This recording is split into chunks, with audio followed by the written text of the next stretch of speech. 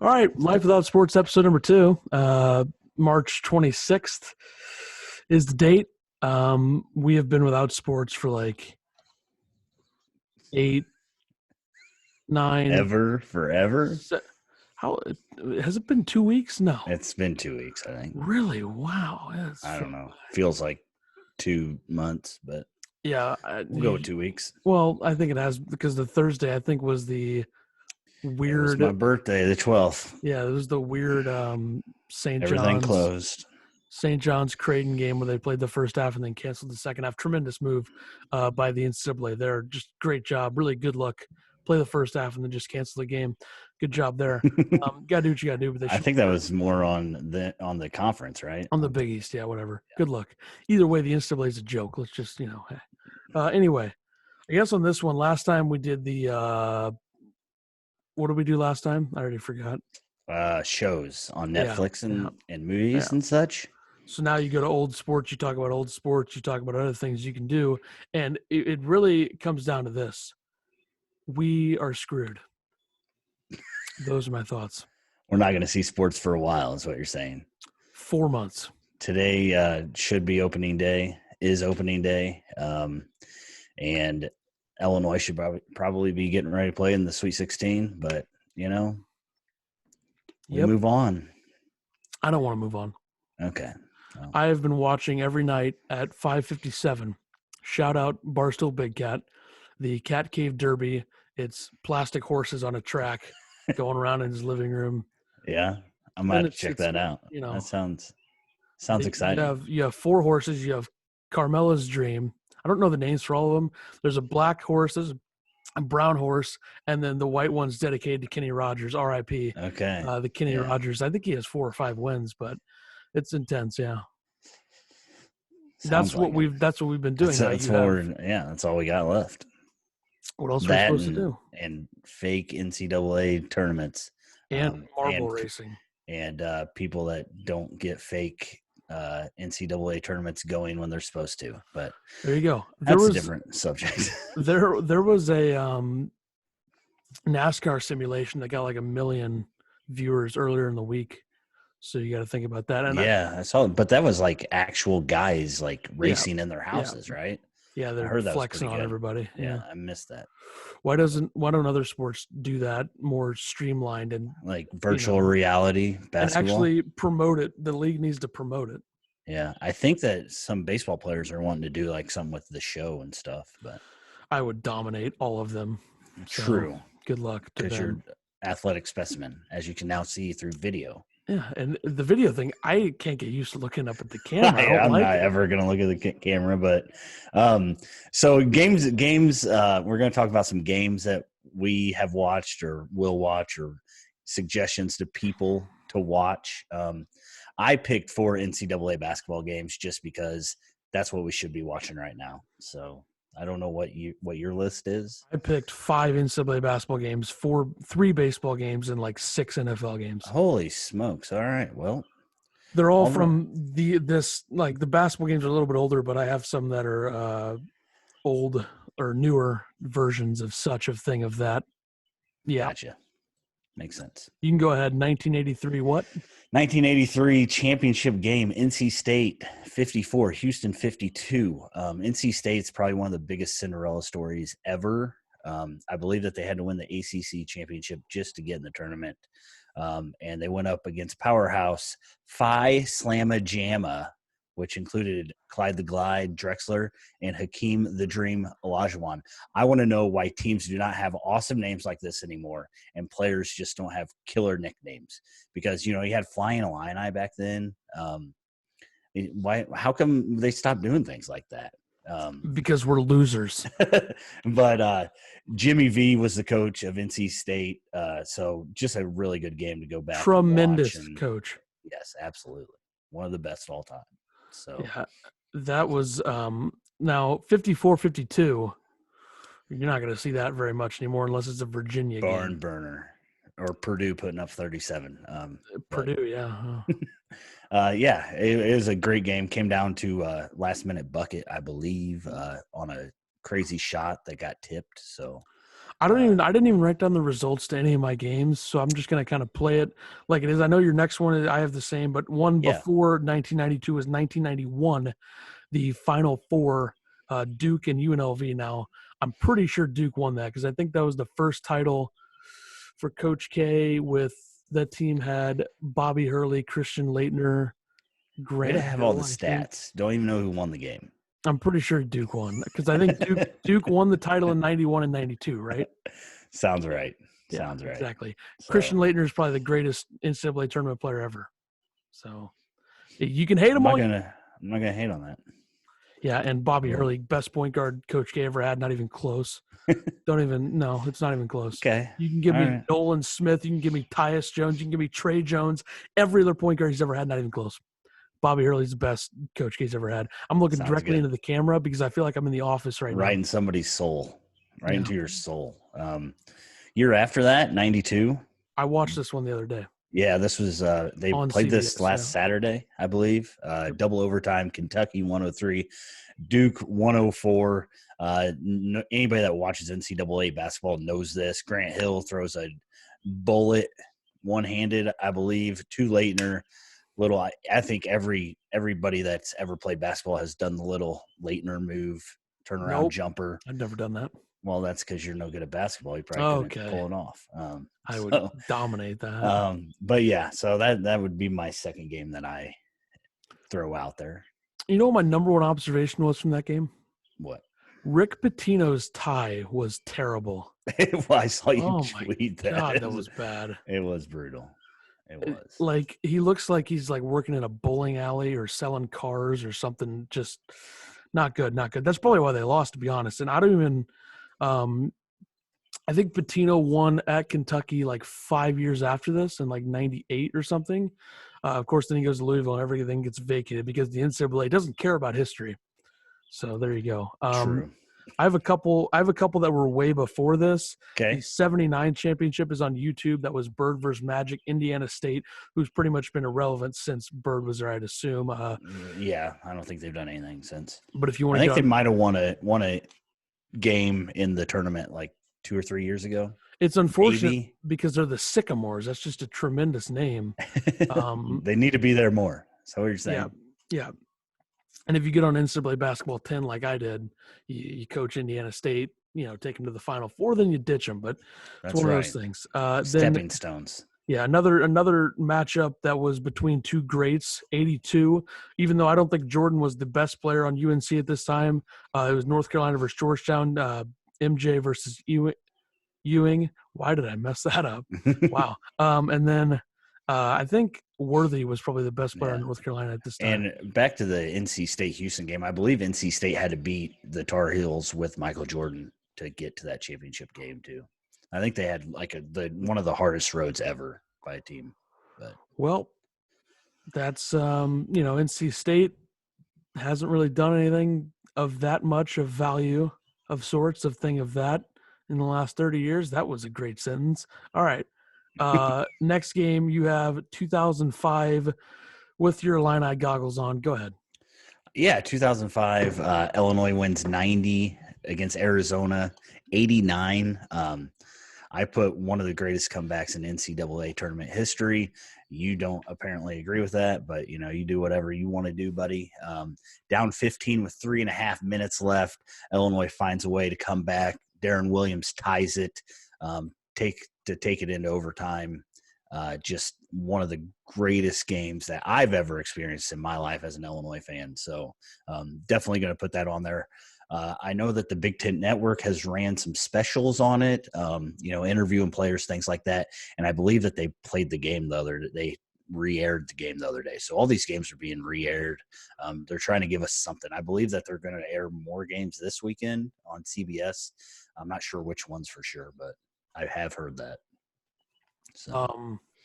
Yeah, I don't know anything about that. I haven't really been paying attention, to be honest, but I don't remember this game, obviously. Too young. How old are you? 4, 5?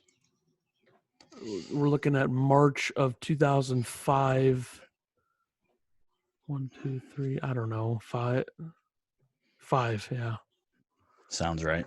It's quick math, So, tremendous math, yeah. the best math there is. And then I'll just let you go ahead on this one because this one's from '09, and this game was on Yeah. ESPNU a few weeks ago. Yeah, I threw this one out here. I say it's more recent, but it's still 11 years ago. But the Big East tournament quarterfinals, Syracuse 127, UConn 117. This game went into 6 overtimes. I remember watching this game when it happened. It got done at like 1:30 in the morning out there, so 12:30 our time. It was just one of those games that it was just cool to watch. A game that goes into 6 overtimes, you got to watch something like that. So, just kind of threw that out. It was the longest game ever at Madison Square Garden, I believe they said. So, Was that a game? Did UConn win it all that year? I believe I tried looking that up, and I don't think I ever went. I think they did all the because way. because that was a Kimba Walker was on that team, right? Yeah. I'm pretty sure that they won, but they haven't really. I mean, they have like the quietest 2 titles in the last 10 years out of anybody. They did not win that year, but they won it 2 years later. Okay. Or wait, yeah. Okay. So they won in 2011, 2014. They have the 2 quietest championships ever. Like no one even thinks about them anymore. Well, I know that one they were like a 6 seed in the one that they won, right? Is that was correct? that 2014? I think, yeah, because they beat Kentucky. I remember that. I obviously picked Kentucky to win it all. Almost got it that time. Didn't work. But yeah, I know there's been a lot of turnover. I know they've had some coaching things that have gone down. I think Calhoun was there for the 2011 one. I don't think he was there for the 2014 one. Now they have Dan Hurley, notoriously known as Bobby Hurley's brother, best Duke point guard ever, is there now. But they're Just gonna going keep back to the telling Big. people that.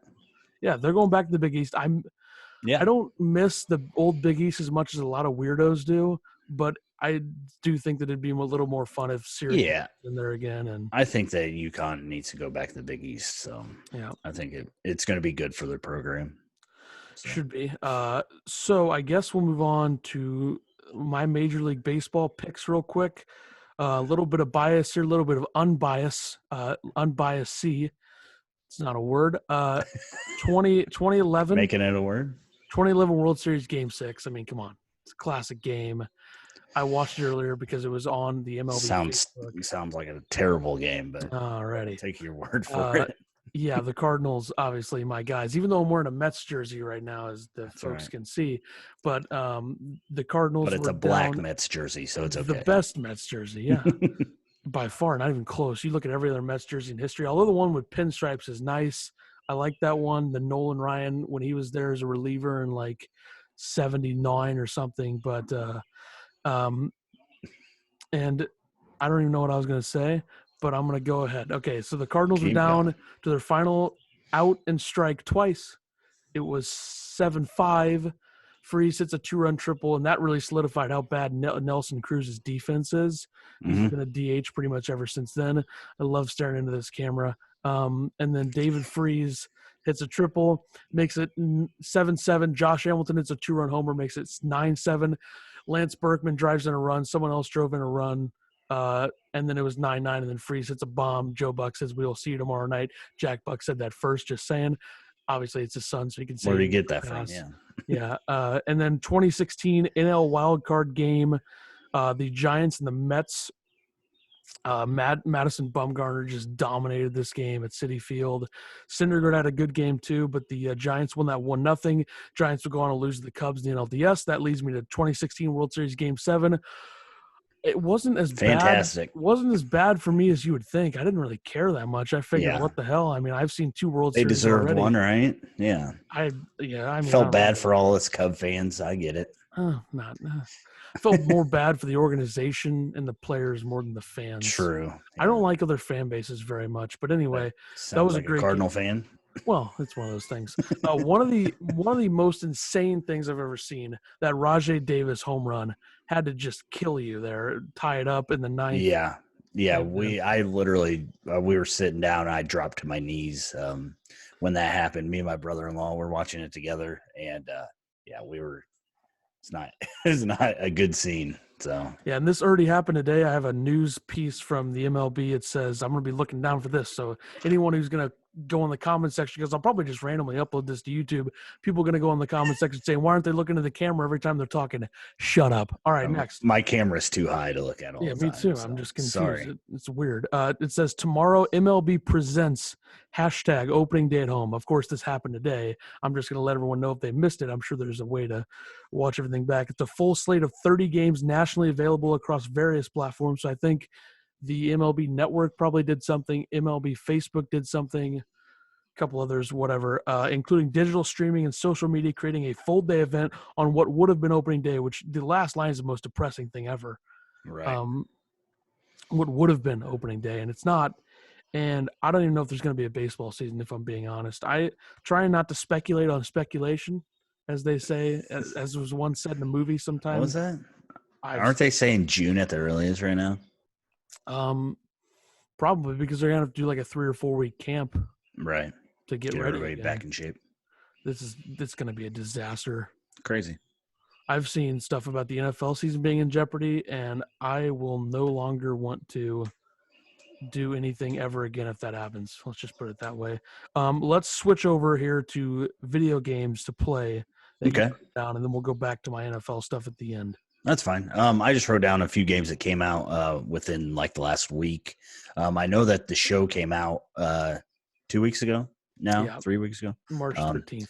So that can probably fill some of your baseball stuff. I don't know. I haven't played the show in a while, but a couple games for the Switch. Animal Crossing New Horizons came out. People love this game. It's basically like a Sim City or something, but it's like with animals and such. You have your own island. You start your own island and bring people in, and you pay apparently this guy named Tom Nook a lot of money to get things up and running. I don't play it, but if you like Sims, go out there and get you that game. None of these games I've played yet, by the way, but they're just new releases. That's all I'm going by. What is Metacritic? Metacritic is they take all the critics and all their numbers, and they average them out to what they are. So 91 would be like 91 out of 100 with every reviewer that has reviewed it that matters. So, with a video game critic, how do they like play the entire thing and then review it? Pretty much, yeah. I don't trust that. They get it earlier than everybody else. Ooh, fancy! Put it out there. So yeah, good for them. Second game, Doom Eternal got a 90 on the Metacritic. Doom is one of the first ever FPSs, first-person shooters. Way back in 1993, they came out on the computer, like the actual computer. They didn't have a console that could handle this game graphically, I guess. Doom, Eternal is the 9th installment of this game, and it's just super gory FPS. I think I played one like two of them ago. Wasn't really a fan, but hey, people love it. I don't know. I'm throwing it out there. The last one I got is Ori and the Will of the Wisp, which is like a Mario platformer, basically Metroidvania or whatever they call it. You fight guys. You're a little white guardian spirit. I played the first one, Ori and the Blind Forest. It was really good, except I didn't like the traversing. I didn't know where to go, so I kind of gave up on it. I am going to start playing this one soon. So next episode, I can tell you maybe what it's like. So plug it. I'm not plugging anything. Okay. So I have it downloaded. I haven't played it. You can find me over at twitch.tv, embalming you. There you go. There you go. But yeah, those are the three games. Like I said, the show would be the fourth, I guess. Just that are new releases this past couple weeks. So yeah. Back to you. All right, NFL stuff. I'm going to do a little bit of a play-by-play rendition at the end. You'll see. It'll be fancy. But anyway. Okay. I'm looking forward to it. 2013, half of these games I don't even remember. Some of them I watched, half of them I don't remember. 2013 Week 5, Broncos Cowboys 51-48. Now, I'm trying to think. I don't think Peyton Manning was on the Broncos by then. He might have been. That might have been his first year there. I don't know. What year? 2013. I feel like that might have been his first year there. Sounds right. Because they won Super Bowl 50 in 2015, which the Super Bowl is in February, so the season would have been 2014. That was his second season there because they made it to the Super Bowl in 2014. Super Bowl Peyton 49. Manning looks like was on that team. I think he That's was right. Brock Osweiler's backup that year. 51-48. Dallas, yeah, that's just fraudulent. I'm not even going to comment on that. 51-48. Broncos beat the Cowboys. This one I watched 2018 Week 11. Rams 54-51 Monday Night Football Classic against Patrick Mahomes and the Chiefs. It was last year. That was a great game. Kill me with this one. 2015 divisional round NFC. Cardinals 26, Packers 20. This was a game where Aaron Rodgers' best receiver was basically me. So he threw that Hail Mary to tie it.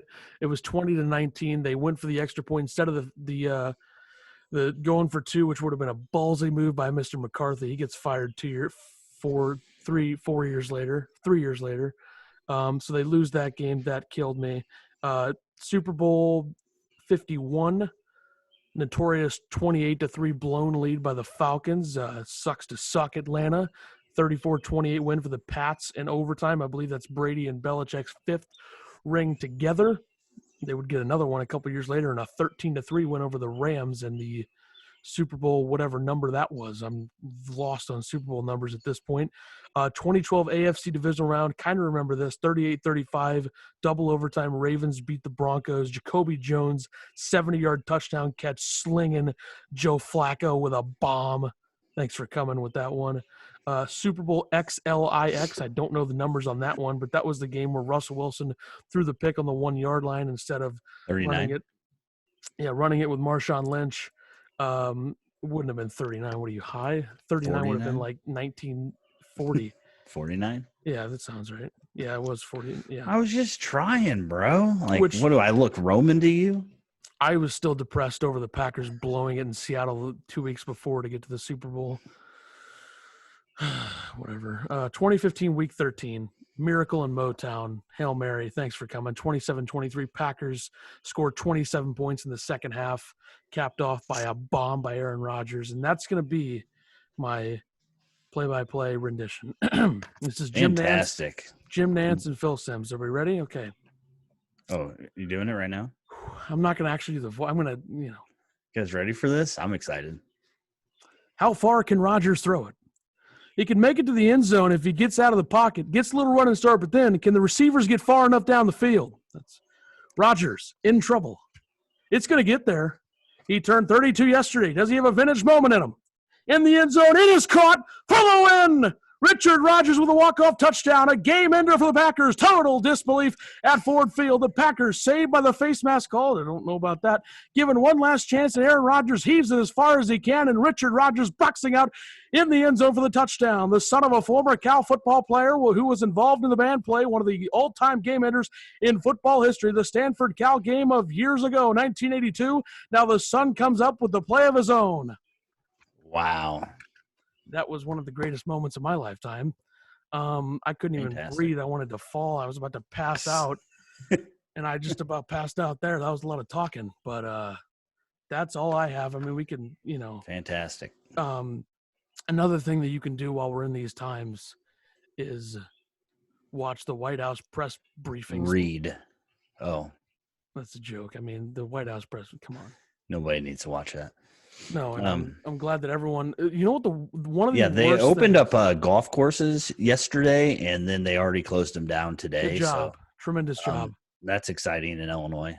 Yeah, and another thing, one of the worst things about not having sports is that no one really knows what to do or talk about on Twitter. So now everyone's become like a political expert, and they all know exactly what they're talking about. And I just really enjoy seeing all that garbage on my timeline. So Thanks to everyone with that.